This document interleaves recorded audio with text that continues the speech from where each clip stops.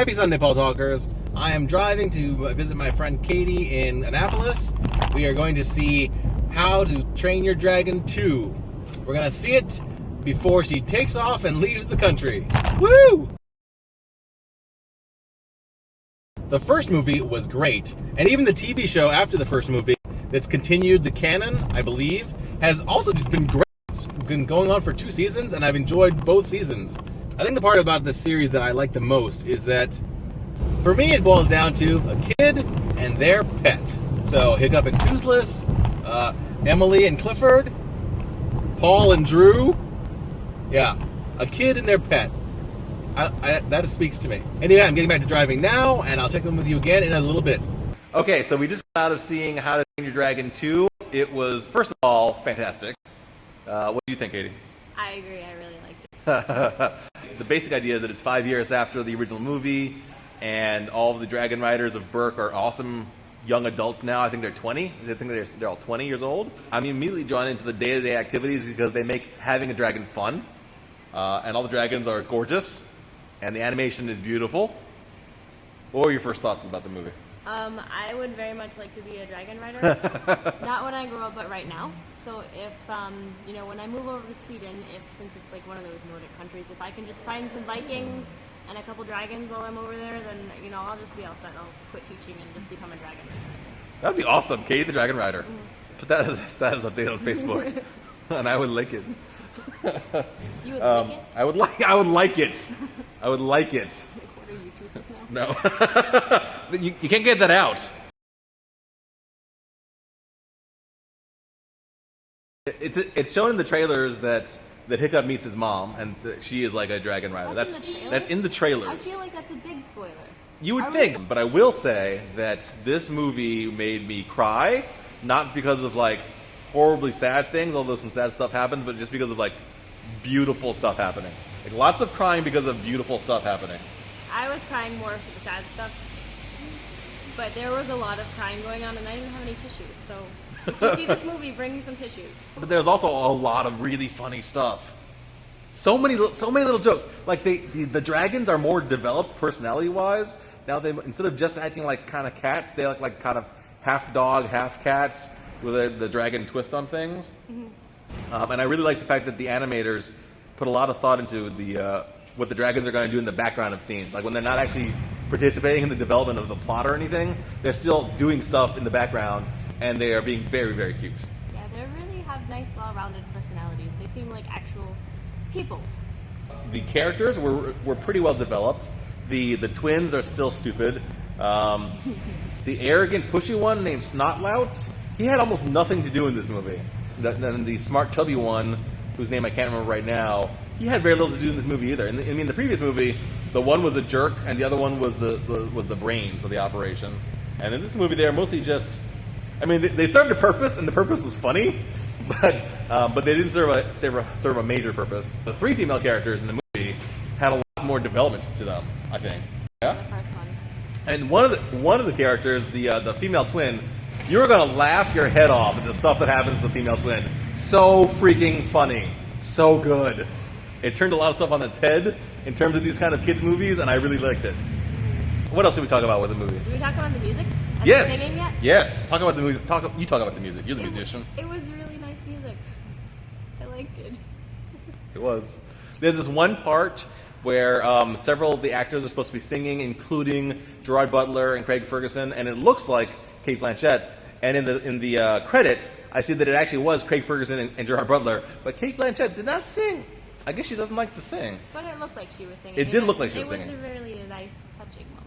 It was a beautiful moment. I liked it a lot. There's tons of new dragons. Tons of dragons I've never seen before. Colorful and pretty. Beautiful. It's amazing. The animation was just, like I thought that I was used to the world of the dragons because I've been watching the TV series.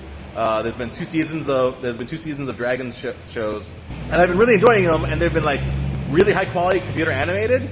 So I thought that I was just used to it. But this movie was amazing. It was so beautiful. Especially all the light and shadow stuff, because there are a lot of like firelit scenes. They were just gorgeous. Yeah, I agree. What did you think of 20-year-old Hiccup? I liked him. He had such a cool outfit on. He did. He had a really good outfit. Yeah. It was like a superhero's outfit. Yeah, a little bit. It had his little mark on the shoulder piece, and it matched Toothless's little, what is that thing? A fin on the back of it? Yes, like a fin, yeah. Viking punk? Did we talk about that? We have talked about that again.